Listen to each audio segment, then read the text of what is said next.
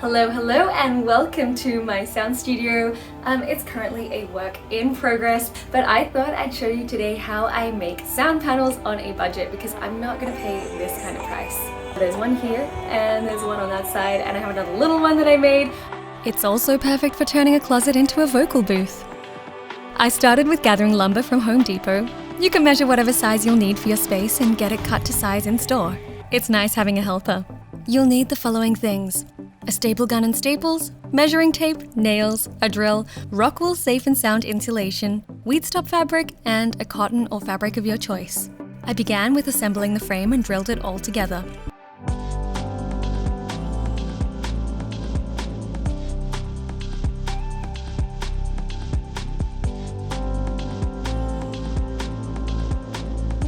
You might find it easier with 2 people, but this is still a project you can do on your own.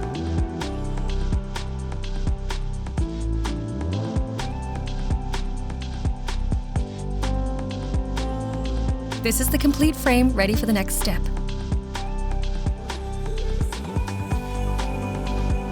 I took the weed control fabric, measured it, and cut it to size.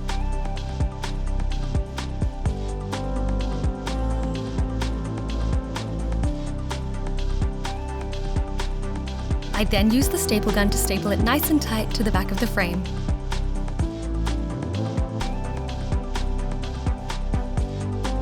I folded the corners neatly and stapled it to the frame as well.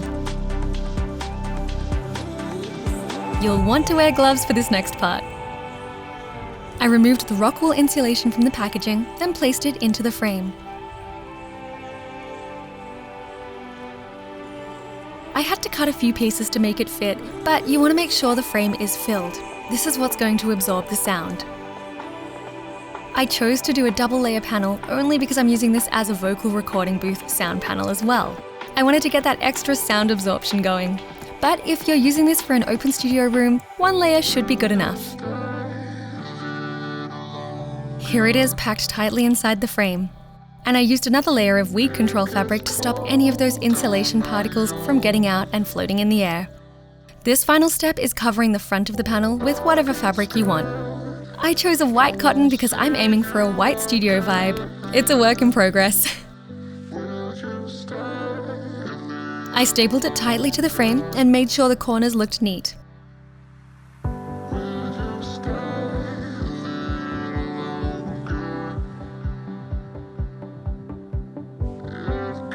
Get your best gift wrapping corners going.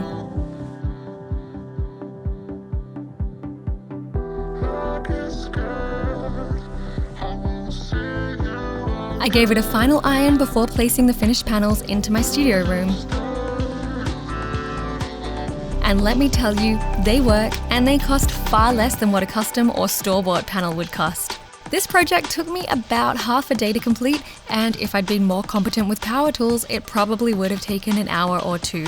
I would recommend this as a DIY, as it will not only save you money, but you can customize it to whatever dimensions and look you want to suit your studio.